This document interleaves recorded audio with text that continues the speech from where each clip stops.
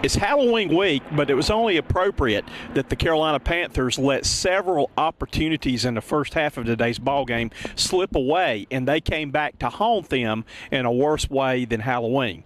The Panthers were able to come out and play strong defense and showed that defensive form that had them ranked among the top teams in the league last year today against the Seattle team who matched their defensive intensity, but opportunities that slipped away were the difference in today's 13-9 loss to the Seattle Seahawks.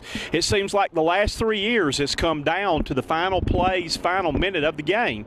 And unfortunately, the same story as the previous 2 years, the Carolina Panthers come up on the short end. So Carolina took the ball on their first possession of the game and were able to get down and get a field goal, but it was a missed opportunity as the rookie Benjamin dropped a touchdown pass that could have gotten them in the end zone on early drives that would come back to haunt them again in the end.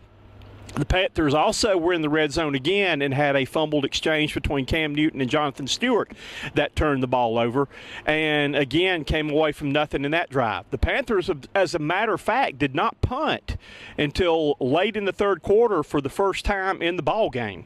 Again, a slugfest as the score was 6-3 at the end of the half, and the Panthers were finally able to come up with a huge play in the fourth quarter with 3rd and 11 on their own 7-yard line when Cam Newton connected with Benjamin with about a 40-yard gain, and the Panthers were able to go down and kick a field goal to take a 9-6 lead. But when they really needed the defense to step up and get the stops, the defense could not do it, as the Seattle Seahawks were able to drive 80 yards in the last 4 minutes with a touchdown to take a 13-9 lead.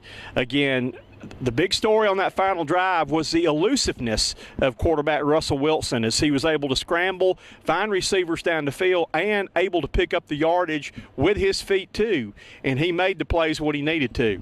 The Panthers were able to get the ball back one last time deep in their own territory, but a couple of Cam Newton sacks and incomplete passes left the ball for Seattle to fall on at one time, and the game was over. The Panthers now drop below the 500 mark and are 3-4-1 on the year and have a huge contest on Thursday night. They don't have long to get ready to turn around and play again, as they will play the team that's on their heels right now, the New Orleans Saints, on Thursday Night Football on the NFL Network. So there's no time to have a pity party. They've got to lick their wounds and come ready to play and foul this one. But I'll admit, this was a tough loss today for the Carolina Panthers. The defense played well enough to win, as again, they returned to that form that won them the divisional crown last year. Played great defense, but again, missed opportunities by the offense was the difference in the game today. On positive notes, Jonathan Stewart looked good running the football. Stewart was able to give the Panthers a legitimate running game today. And again, getting him back in the groove is something hopefully will get the Panthers back on track, though.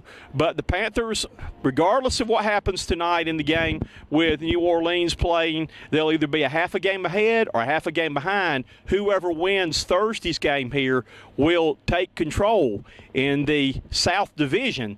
So they've got to bounce back and get ready to play.